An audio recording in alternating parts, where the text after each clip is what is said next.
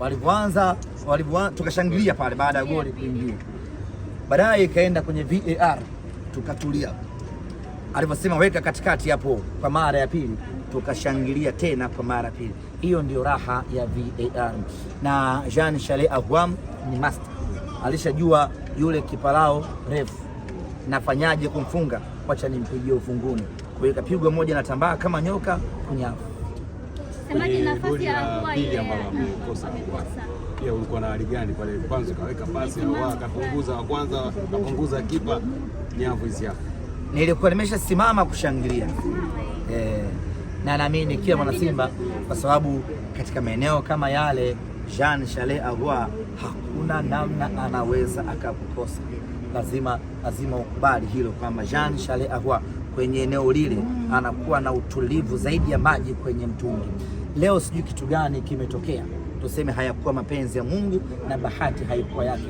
Na mpira una mambo mengi ndugu zanguni, mpira una mambo mengi ndugu zanguni. Yes, sasa nilikuwa nishanyanyuka kusema kwamba kazi na lile goli lilikuwa la mwishoni kabisa.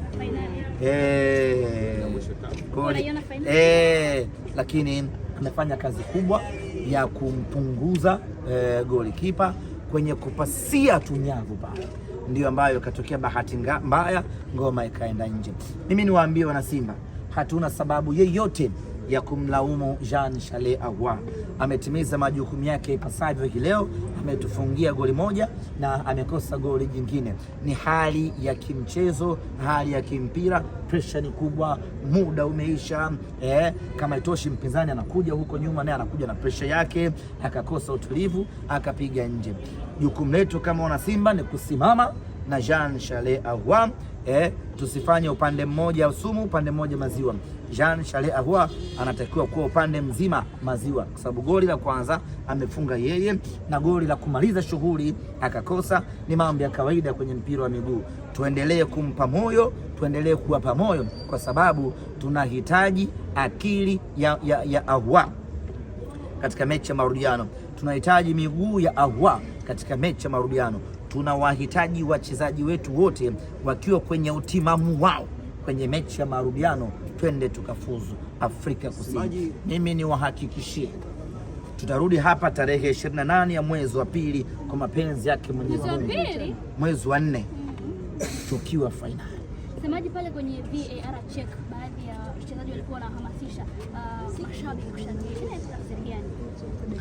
Ya watu wasikae kinyonge, ndio tafsiri yake, na wachezaji wetu walishajua lile ni goli halali. Kwa hiyo maamuzi alivyoenda kucheki kwenye VAR walijua tu hakuna maamuzi ya tofauti. Kwa hiyo wakaendelea kuambia mashabiki wetu kwamba nyie endeleeni na furaha, hii ni chombo, hii ni kamba halali.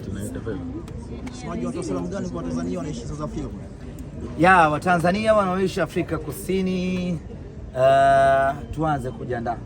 Wale wa Joburg, wale wa Pretoria, wale wa Cape Town na wale wenyeji wetu wa Durban, wote tujikusanye.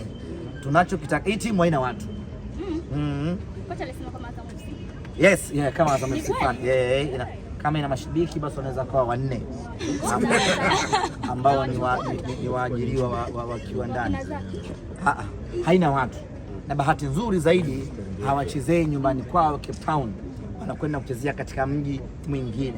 Sasa tunachotaka ni kuwa surprise, yani sisi tuwe wengi zaidi.